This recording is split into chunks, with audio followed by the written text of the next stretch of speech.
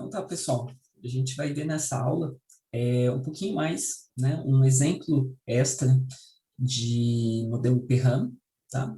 Então a gente está encerrando essa parte de modelo Perram e a gente vai trazer um outro exemplo onde a gente vai tentar pegar um algoritmo que ele é realmente sequencial, né? Ele tem essa limitação bem grande de ser sequencial e a gente vai tentar achar uma forma de paralelizar ele, tá? Então, vamos lá. Bom, então, antes de mais nada, né, vamos só dar uma pincelada novamente nas considerações, né, do que o modelo Perram se interessa, né? Quais são as principais métricas que o modelo Perram vai usar para entender esse algoritmo, tá? Então, o primeiro é o tempo de execução, tá?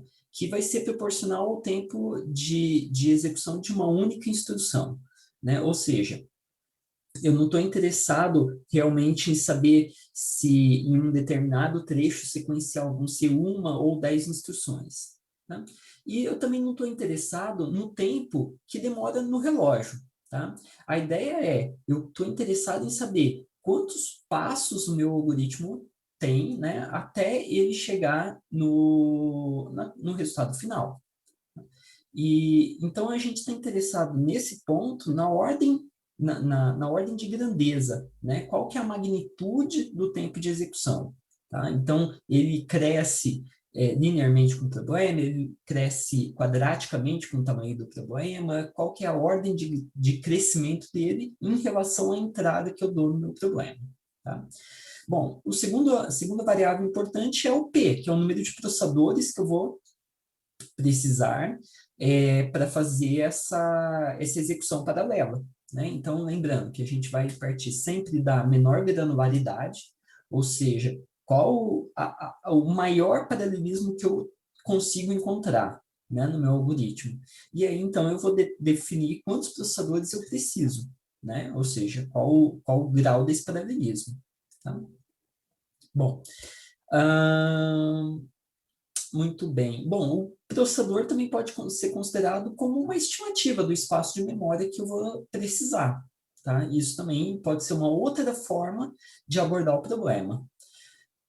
Bom, a terceira métrica seria o custo, tá? O custo, ela vai ser basicamente o tempo que eu usei os meus recursos, quais são os recursos? Os processadores. Tá? Então, eu vou pegar o tempo que eu usei os recursos e multiplicar por quantos recursos eu tinha, né, alocado, ou seja, qual o número máximo de processadores que eu preciso. Tá? E no custo é importante a gente ressaltar, né, que ele não é um custo elástico, ou seja, agora eu preciso de menos processadores, eu vou... Não, não. Eu quero saber qual que é o maior número de processadores e, então, assim, eu preciso ter aqueles recursos disponíveis. Não necessariamente vou usar o tempo todo, é verdade. Mas eu preciso ter eles disponíveis. Por isso que o custo usa essas duas variáveis. Tá? Ela não é flexível ao longo da execução. Não é essa a ideia. Bom, e a terceira, a quarta, né, a função ou quarta variável que a gente está interessado é o trabalho. O trabalho, ele vai nos dizer, assim, quantas operações de fato eu executei. Tá? Então, se nós temos aqui o retângulo, né? O retângulo seria o custo, então o trabalho vai ser, quase sempre, vai ser uma sub-área desse retângulo. No mundo ideal, a gente quer que os dois sejam idênticos, ou seja, eu uso todos os processadores o tempo todo. Esse seria o ideal, né? E claro, com isso eu reduzo o tempo de execução, né? E é isso que a gente está buscando. Mas quase sempre a gente vai ter recursos ociosos ao longo do tempo, né? Então a gente já viu alguns exemplos que esse fica realmente um triângulo aqui, né? Porque cada passo de execução eu vou usando menos e menos e menos recursos. Tá? Às vezes isso daqui pode ser até um pouco mais agressivo, né? Eu usar muitos recursos no início e depois já cair pela metade e assim por diante. Tá? Muito bem. Então, lembrando disso daqui, a gente já pode pensar, bom, o que que eu estou buscando no meu algoritmo? Meu algoritmo ótimo vai ser que eu tenho um tempo de execução o menor possível, né? Ou seja, menor que o tempo sequencial. Esse é o primeiro ponto. tá? A gente gostaria de alguma coisa que não crescesse linearmente com o tamanho do problema, que ele crescesse menos do que o tamanho do problema. Ou seja, eu coloco o dobro de pontos, ele não demora o dobro de tempo. Esse seria o mundo ideal, né? O P, polinomial não muito grande, tá? Ou seja, ele vai ser muito próximo do número de entrada, do meu tamanho de entrada, e não muito maior do que isso, tá? O que eu quero também? Eu quero não executar muitas instruções, mais instruções em paralelo do que sequencial. Então, eu quero que a quantidade de trabalho que eu executo seja idêntica para a execução sequencial ou a execução paralela, né? Então, eu não quero ter essa variação, ou seja, quando eu usei mais processadores, eu tive que fazer muito mais cálculo. Não, não quero isso, né? No mundo ideal, eu não quero isso. E o que mais? O custo deve ser próximo do trabalho, né? Então, a gente não quer ter esse desperdício de recursos, a gente quer que os dois sejam o mais próximos possíveis, né? A quantidade de trabalho e o custo, né? Que seria essa área aqui. Joia. Então, esse aqui vai ser o quarto exemplo, tá? E o que ele trata? Ele trata da soma binária, tá? E, então, para a gente falar um pouquinho da soma binária, eu gostaria de fazer alguns passos atrás, né, para lembrar o que é soma binária. Daí a gente chega no exemplo de fato, tá? Então, resgatando lá de circuitos digitais, né, então, lembrando, como que eu faço uma soma decimal? Né? Nada de binário por enquanto. Bom, a soma decimal, eu vou colocar, claro, os dois números um em cima do outro, como a gente faz no papel, tá? É isso que eu estou interessado aqui. Então, basicamente, eu vou olhar da direita para a esquerda, né? Então, eu vou olhar basicamente aqui nesse sentido, né? É o sentido que eu faço as operações. E o que eu vou analisando? Bom, eu vou analisando, primeiro, esse primeiro par aqui, joia? E esse primeiro par, o que vai acontecer? Ele vai gerar o resultado e ele também vai gerar o vai 1. Não é isso? Então, ele vai avisar, olha, o resultado de 7 mais 4, ele é uma unidade e uma dezena. Tá? E aí, novamente, eu posso fazer, então, a segunda soma. Então, eu somo lá 1 mais 9 mais 5. E, novamente, o que eu tenho aqui? Eu tenho, olha, o resultado dessa soma dá 5 unidades e uma dezena. Claro, no caso, o primeiro ponto aqui é unidade, aqui já é dezena, aqui já é centena. Então, daria uma centena. Né? E, novamente, eu vou fazer o próximo cálculo e o próximo, e assim por diante. Então, por isso que eu estava dizendo, né?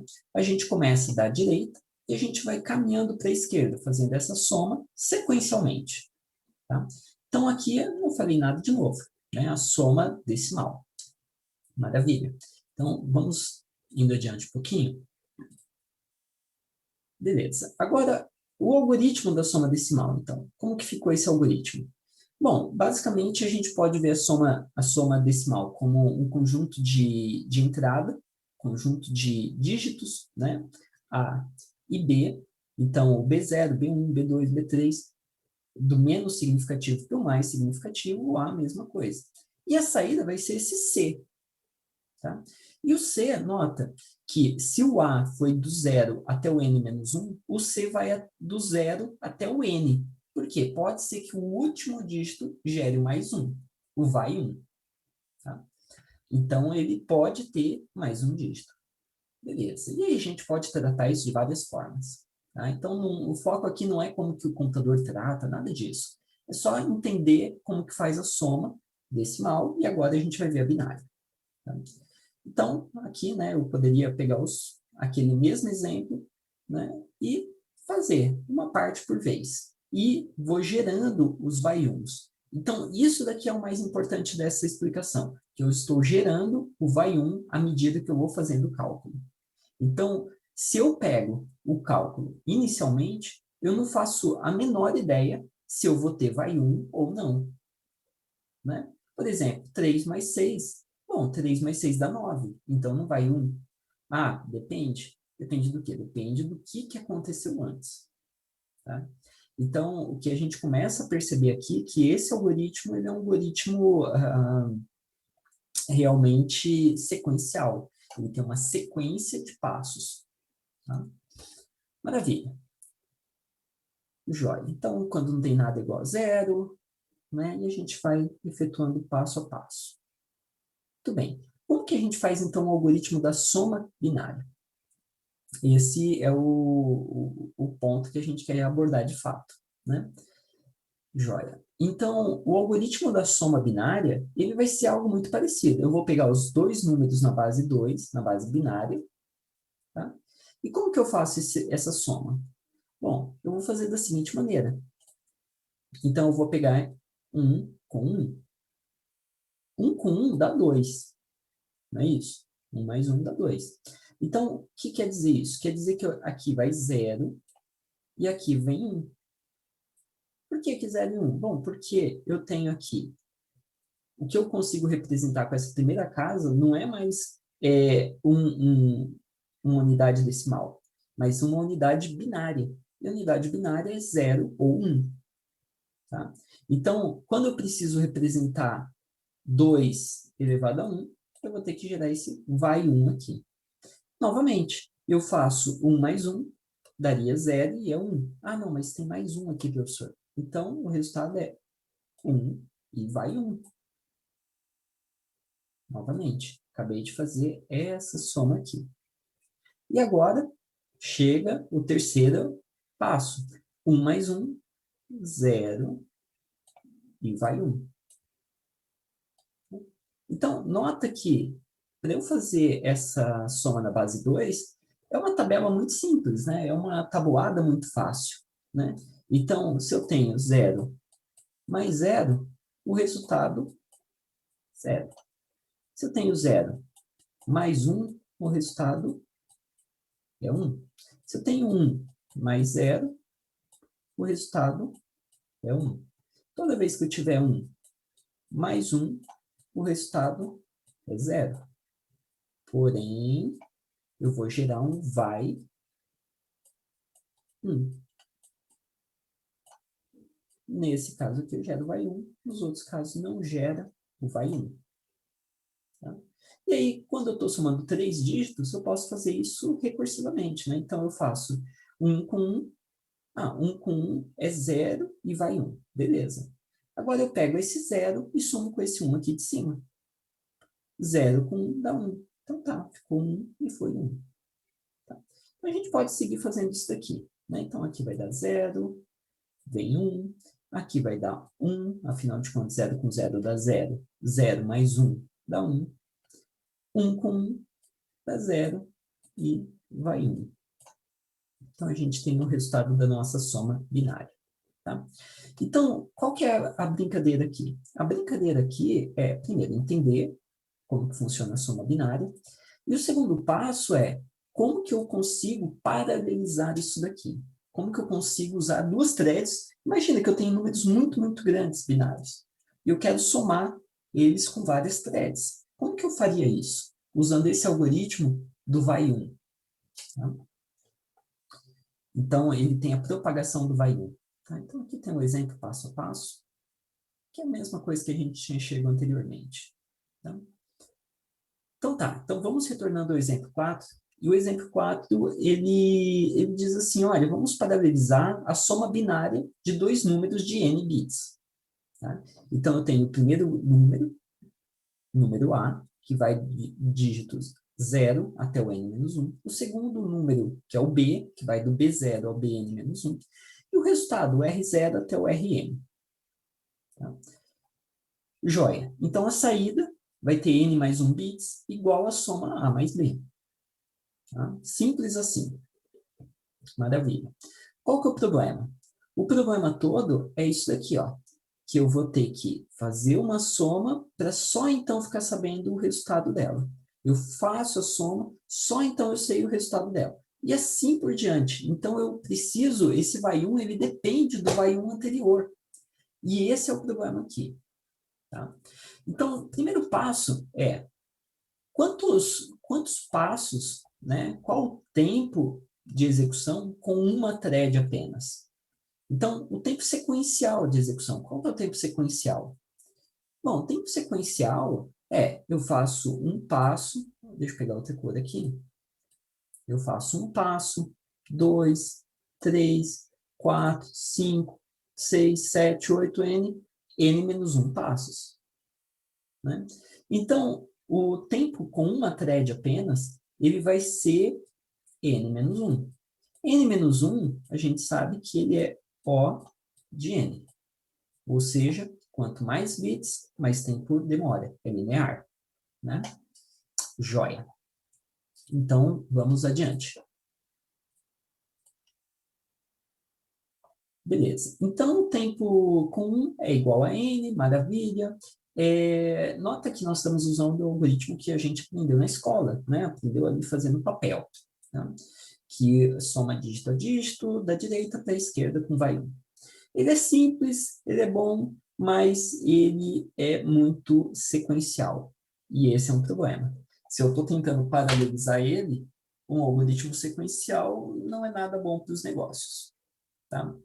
Mas alguém pode pensar assim, professor, que é isso? Vamos fazer o seguinte, vamos quebrar isso daí em dois. Coloca uma thread para fazer cada um desses passos. Coloca um processador para fazer o lado, e o outro processador faz o outro passo, o outro lado da soma, né? Então, eu vou quebrar isso daqui aqui no meio, né? Seja lá onde for aqui, mais ou menos.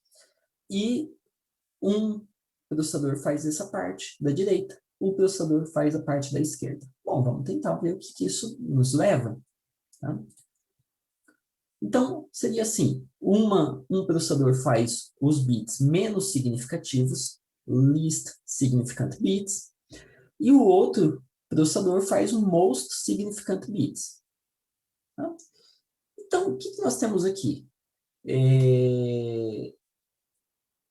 Nós temos uma versão paralela. Nossa, maravilha! É isso que eu vou implementar na aula que vem. Não, não, não. Vamos olhar com calma. Olha só o que vai acontecer. Esse cara aqui, esse processador, ele fica esperando, até que começa a fazer o cálculo. Tá? Então, isso é péssimo para os negócios, né? Isso é péssimo para o desempenho.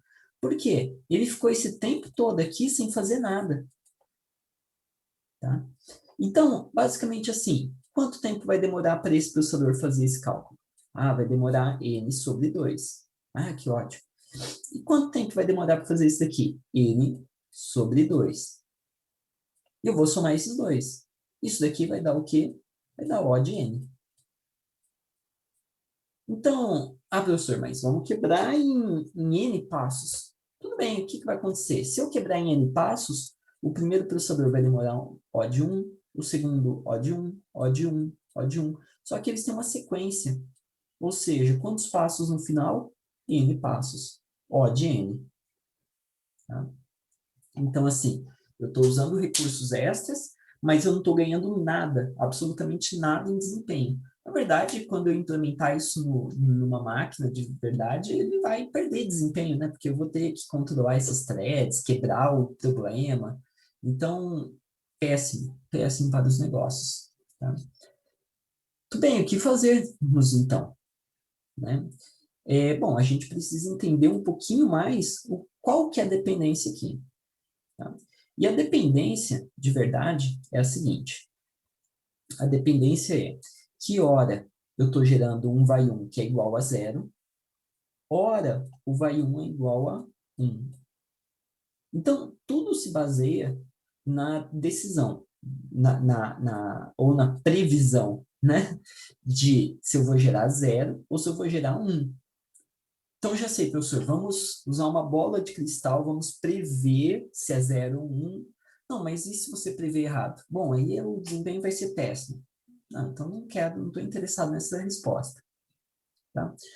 Agora, e que tal se a gente fizesse o seguinte? Então, assim, ó, basicamente eu tenho um ponto de decisão que, se o vai 1 for igual a 0, ele deveria ter executado esse conjunto de passos. Se o vai 1 for igual a 1, né, aqui é o vai 1, aí eu deveria ter executado um outro conjunto de passos diferente. Então, e aqui eu tenho a minha parte sequencial, tá? Então, qual que é a ideia? A ideia é a seguinte, eu vou pegar e eu vou simplesmente executar os dois lados os dois lados possíveis, né? Então, eu vou executar isso daqui em alguns processadores, eu vou executar isso daqui em outros processadores. E essa parte inicial eu executo em outro processador. Então, o que nós vamos ter no fim do dia? Deixa eu ilustrar aqui. Então, o que nós vamos ter no fim do dia? Deixa eu ilustrar aqui. Basicamente, nós vamos ter isso daqui, ó. Nós vamos ter, ao mesmo tempo que eu estou fazendo a soma da parte menos significativa, eu também estou fazendo a soma da parte mais significativa.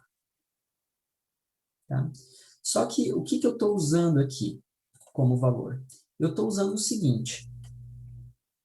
Eu estou pegando e fazendo o seguinte. Se o vai 1 chegou igual a 1 aqui, ou se o vai 1 chegou igual a 0. Tá, professor, mas eu não sei qual dos dois que vai vir. Tudo bem, então a gente faz os dois caminhos, a gente faz os dois casos. Então é assim, ó, você tem amigos sobrando, então você chama um amigo e fala, olha, faz isso daqui, faz de conta que é o 0, faz de conta que é o 1 que está chegando.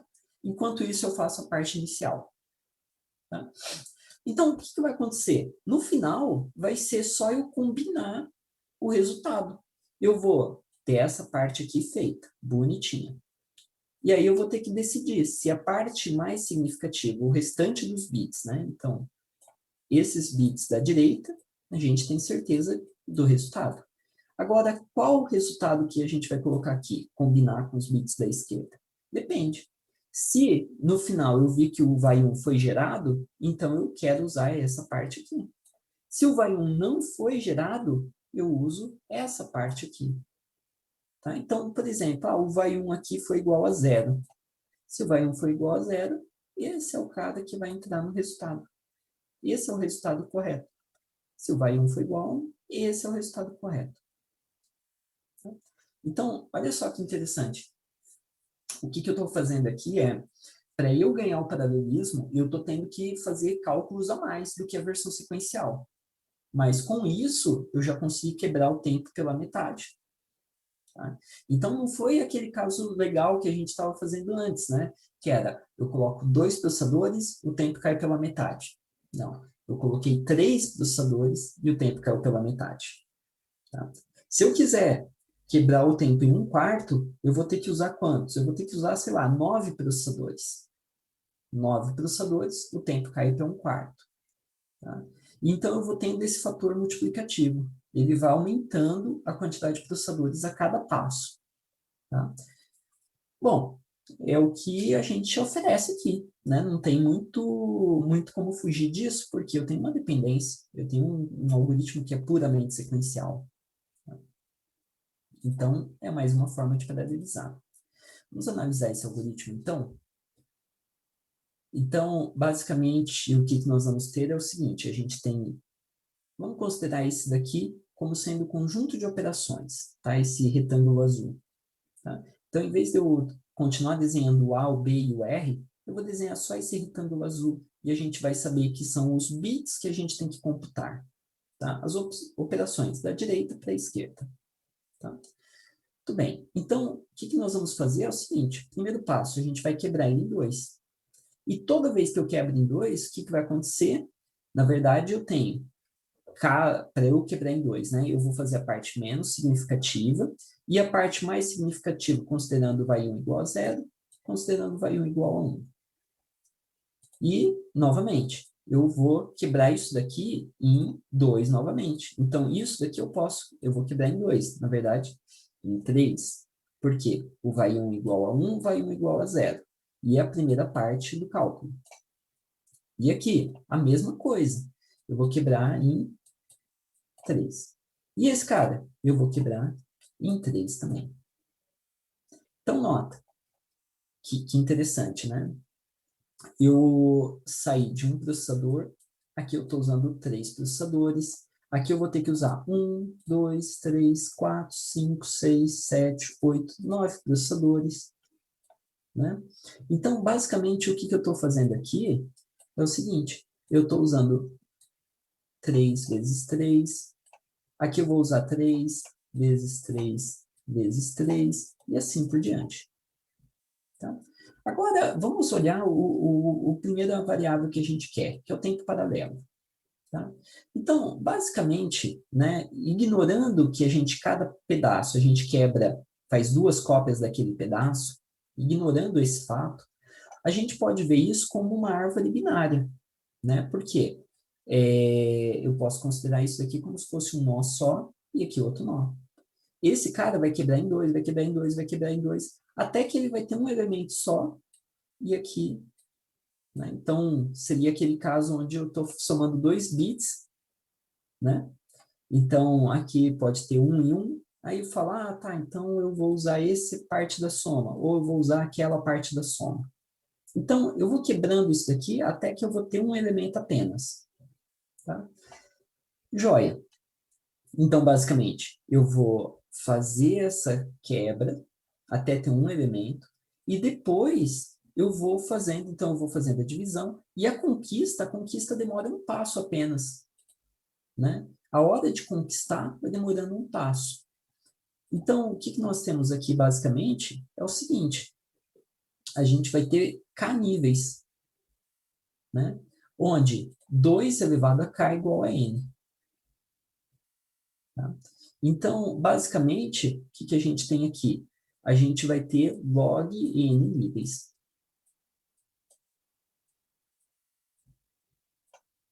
Tá? É uma árvore binária. Tá? Então, qual a altura dessa árvore? Log n. Tá? Então, com log n passos, eu consigo fazer essa soma. Bacana? Né? Por quê? Eu tô saindo daquele problema de fazer linearmente. Eu estou fazendo mais rápido do que o tempo sequencial, o que é bom para os negócios. Tá? Legal. Então, estamos no caminho certo. Então, continuando.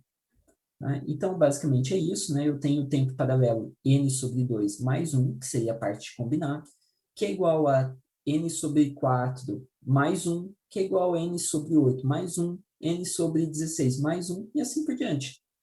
Tá? Então, no final do dia, log 2. Tá muito parecido com outros exemplos que a gente viu anteriormente.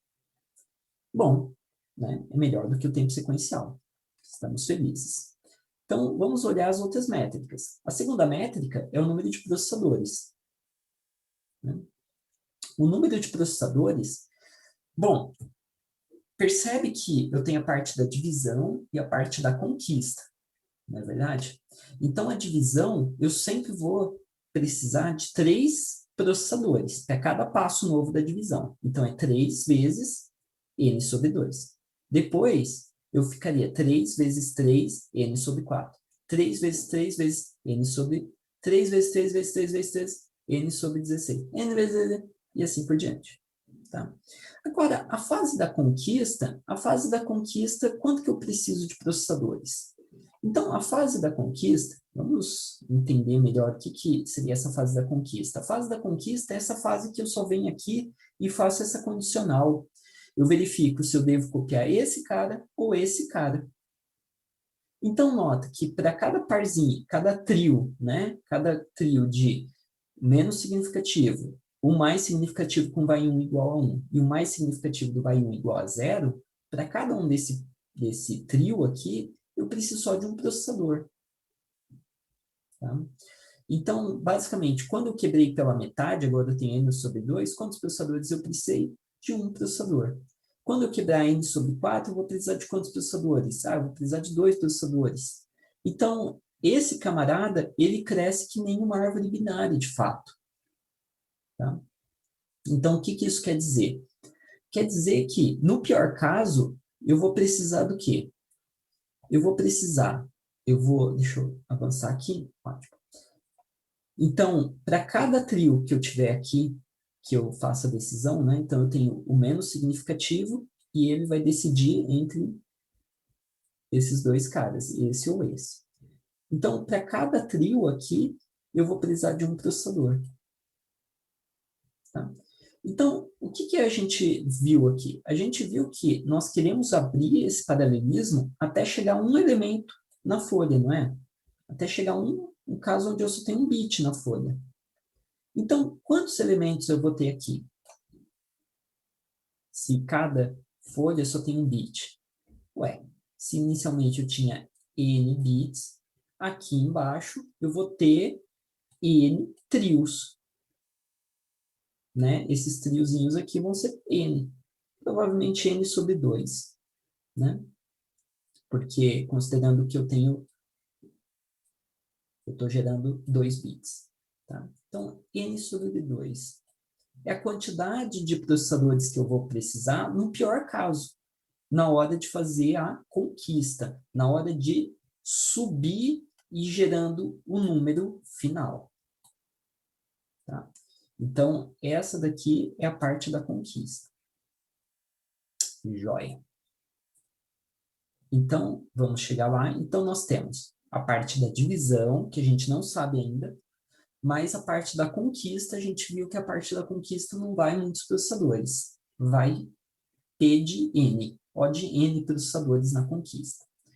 Agora sim, se a parte da divisão exige mais processadores, então o número total de recursos que eu preciso, né, a quantidade de processadores que eu vou lá na padaria e pego e compro, vai ser o maior dessas duas partes, ou da divisão ou da conquista. Por isso que nós temos aqui o termo max.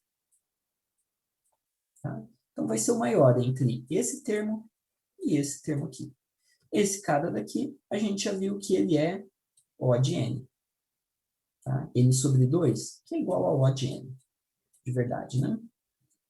Maravilha. Então, vamos estudar agora a parte da divisão. Tá?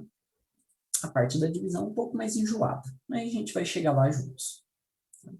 Então, a parte da divisão, o que nós temos? Nós temos esse desenrolar, né?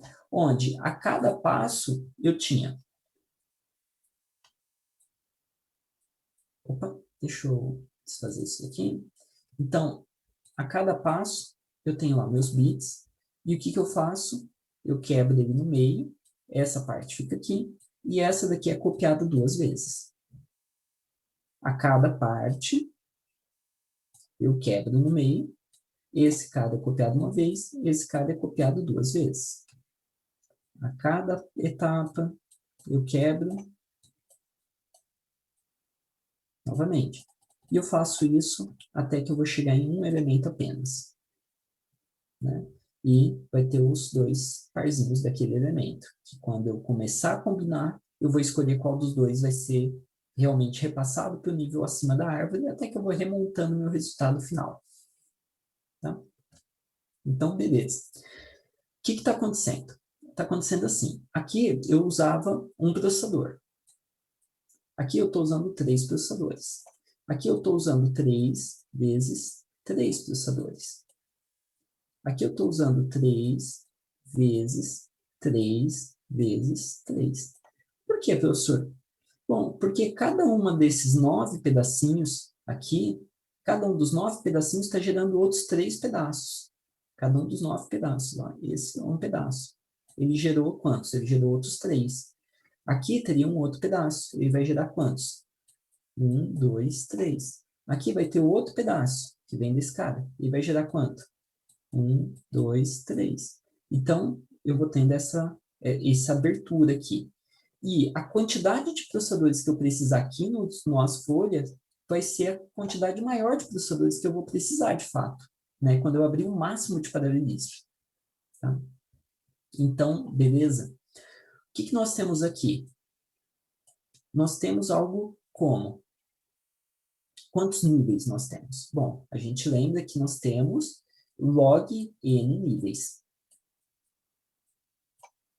Basicamente, o que nós estamos fazendo é o seguinte.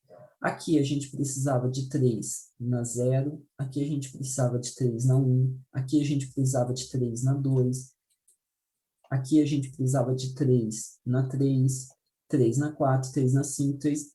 E aqui nesse último caso? Esse último caso é 3 na K. onde K, né, onde 2 elevado a K é igual a N. Logo, né, K vale log de N. Joia? Todos aqui juntos? Beleza. Então, a gente chega nesse ponto aqui da equação. Todo esse passo a passo aqui, eu desenhei aqui de outra maneira. Tá? Ó, fui desenrolando os 3, 3, 3 e desenrolando, até que eu cheguei nessa fórmula aqui, 3 elevado a K, onde nos nós folhas, qual o tamanho do nó folha? N sobre 2 na K. Se 2 na K é igual a N, eu tenho N sobre N que é igual a 1. Ou seja, a minha folha tem um elemento apenas. Beleza, né? E aí, o que eu faço? Isso daqui é igual a 3 na K. Agora, quanto que vale K? Ah, a gente sabe que 2 elevado a K é igual a N. Agora, a gente aplica o logaritmo, né, nos dois lados da equação. O que a gente tem? Log de 2 na K é igual a log de N. Log de 2 de 2 na K é igual a K. Então, K é igual a log de N. Então, aí, agora que a gente sabe que K é igual a log de N, a gente vem e converte, substitui isso daqui, não é? Ficando 3 elevado a log de 2 na N. 3 na log de 2 na N, tá? Eu posso fazer essa mudança, que é igual a N elevado a log de 2 de 3. Essa parte aqui eu consigo calcular. N eu não sei qual é o N, mas log de 2 na terceira eu sei. Né? Eu sei que é 1,58. Então, a quantidade de processadores, ela não cresce como N sobre 2. Ela não cresce como N sobre 3. Mas também ela não é igual a N sobre 1. Ela está aqui no meio, é uma classe aqui no meio. N 1,58. Professor, eu posso dizer que o limite superior é N ao quadrado? Pode ser. O limite assintótico superior é N ao quadrado. Né? Esse cara aqui nunca vai crescer tanto para chegar a ponto do N ao quadrado. Sempre vai ter a partir de um determinado N, onde N ao quadrado é maior do que N 1,58. Tá? Então, essa daqui é a ordem assintótica da quantidade de processadores para fazer a divisão. Quando eu estou abrindo o paralelismo. Quando eu estou fechando o paralelismo, a gente viu que a gente precisava de N sobre 2 processadores. E a pergunta que eu faço é, qual que é maior? Maior é N, O de N, ou o maior é N elevado a 1,58? N elevado a 1,58 cresce numa ordem assintótica superior do que O de N. Então, esse daqui me dita qual a quantidade máxima de processadores que eu vou precisar. Tá? Então, N elevado a 1,58 é o cara importante aqui. Joia! Então, nós temos duas variáveis. Vamos obter as outras variáveis. Então, vamos avançando. Beleza. Então, a gente tem o tempo paralelo, log de N. O número de processadores. O número de processadores é o máximo entre N na potência 1,58 ou N. Logo, a ordem assintótica é N elevado a 1,58. Tá? Representa um pequeno polinomial em N, o que é bom também, não é ruim, né? Não aumenta, né, quadraticamente, já tá bom. Tá? Legal. Continua sendo um polinômio. Né? Joia. E agora? Agora a gente quer calcular a quantidade de trabalho. Tá? A quantidade de trabalho é a quantidade de operações que eu estou fazendo. Tá? Então, novamente, eu vou ter a quantidade de operações que eu faço enquanto estou dividindo as operações, os meus bits, e na hora que eu estou conquistando meus bits para obter o resultado final. Tá? Então, na hora que eu estou dividindo, eu preciso fazer 3 operações, ou seja, eu vou quebrar em 3 pedaços de n sobre 2. Tá? E na hora que eu conquisto, bom, a hora que eu conquisto, a gente viu, né, que a quantidade de operações que eu faço, no pior caso lá, n sobre 2, depois n sobre 4, depois n sobre 8, até que chega em uma operação, que é quando eu tenho aquele caso final, né, onde eu vou ter que decidir,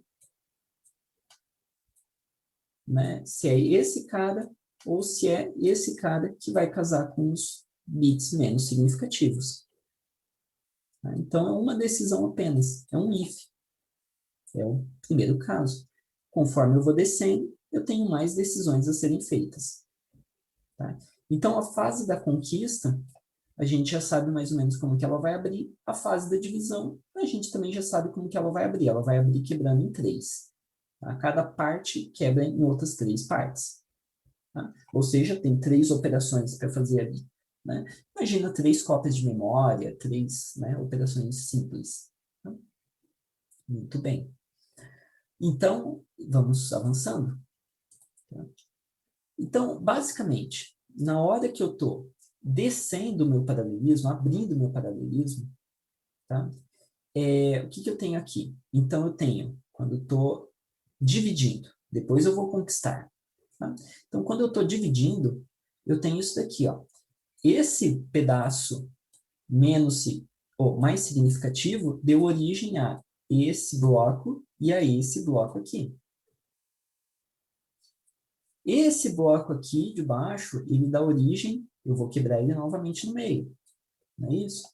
Ele vai dar origem a esse cara aqui, este e este, né? Uma vez que ele está quebrado aqui no meio. E assim por diante.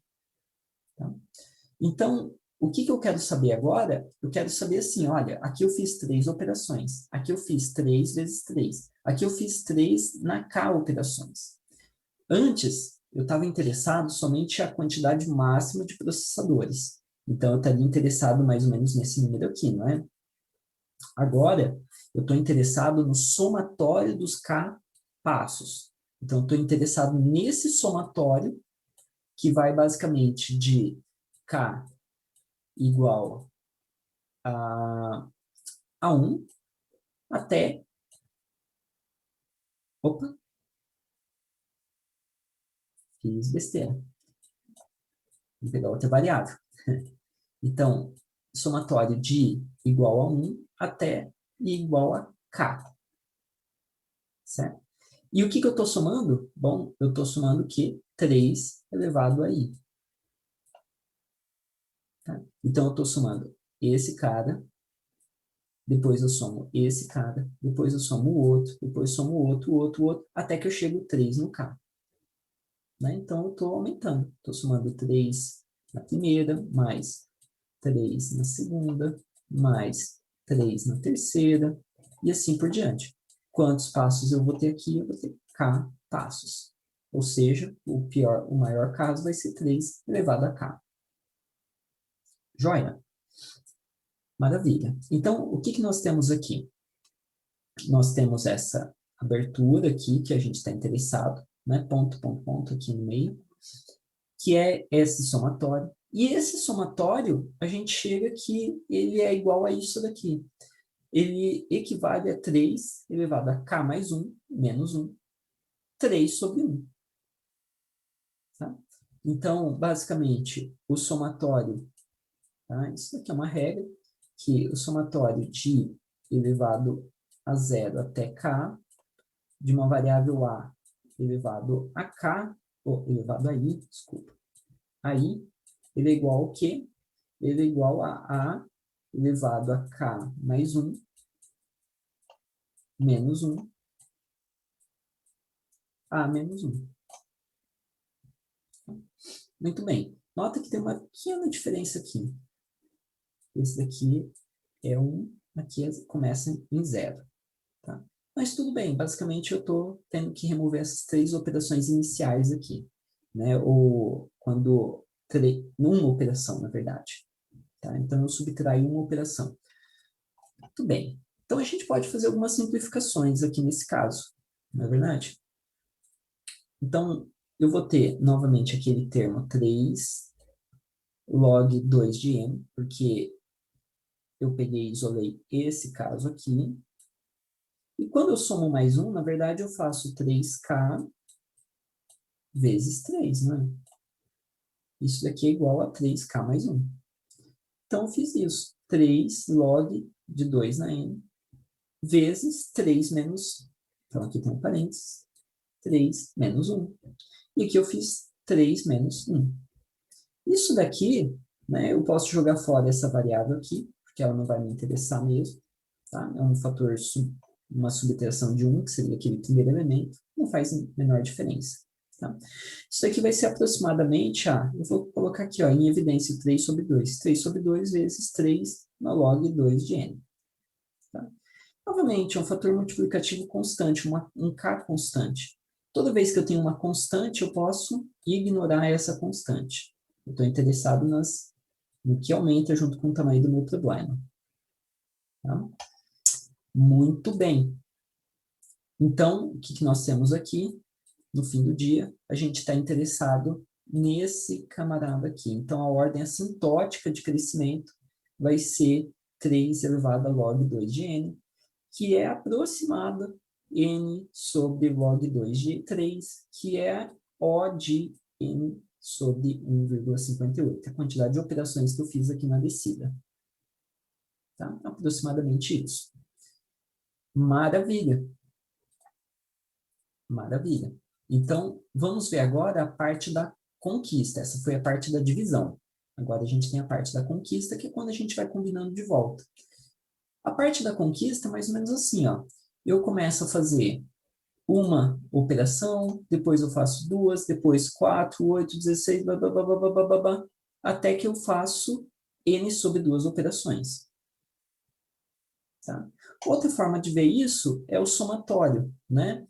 Onde eu parto de n elevado a n sobre 2, desculpa, depois n sobre 4, n sobre 8, n sobre 16, ou seja, eu estou fazendo algo do tipo n sobre 2 elevado a i. É um somatório, né? Se eu olhar nessa direção aqui, ó. I iniciando em quanto? Iniciando em 1 e indo até n. Né? Isso. Não, indo até k, porque é 2 elevado a i. Então, novamente, até k. Não posso esquecer isso. 2 elevado a k é igual a n. Seria esse caso. Tá? Então, isso daqui é o que eu tenho aqui, esse somatório. Tá? E a gente pode pensar assim, olha, uma forma interessante que eu gosto de pensar é assim, imagina que aqui eu tenho n números. Tá? Então, imagina que essa régua aqui tem n números. Então, o que eu estou dizendo? Eu estou dizendo assim, olha, nesse caso aqui de baixo, eu estou fazendo n sobre duas operações. Então, eu vou pegar aqui na metade. Ó. Essa daqui é a quantidade de operações que eu já fiz. Depois, eu faço n sobre 4. Então, eu vou desenhar n sobre 4 aqui. Ó. Depois, eu faço n sobre 8. Depois, eu faço n sobre 16. Depois, eu faço n sobre... Depois, eu faço... Então, vocês estão vendo para onde isso daqui está indo? Cada vez, cada passo, eu estou fazendo uma quantidade menor, menor, até que vai chegar um elemento. A quantidade de operações que eu estou fazendo, ela está tendendo a n. Na verdade, ela é igual a n menos 1. Tá? Ou seja, a parte da conquista, ela é O de n. Tá? Então, o que nós temos? Nós temos que a quantidade de trabalho, ela vai ser o quê? Vai ser a quantidade de trabalho na conquista e da divisão, aliás, mais, não D, tá? A quantidade de trabalho da conquista. Ou seja, se a gente tinha chego lá que era N 1,58 mais N. Então, o que nós temos aqui?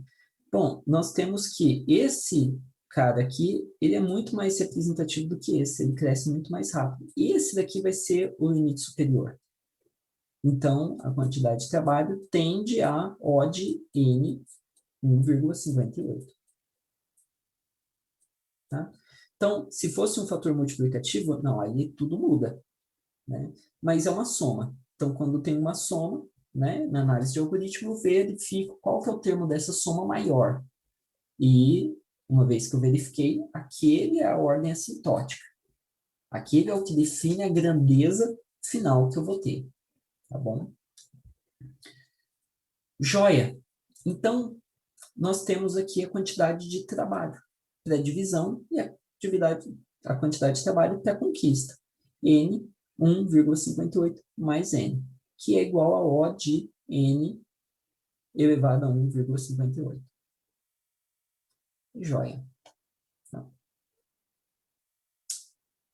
tudo bem. Por fim, eu tenho o custo. O custo é trivial. O custo, se vocês lembram, é o tempo multiplicado pelos processadores. O tempo, log de n, multiplicado por n elevado a 1,58. Então, esse daqui é a ordem sintótica do meu custo. Nota que é uma multiplicação, por isso eu não vou jogar fora nada aqui. Tá?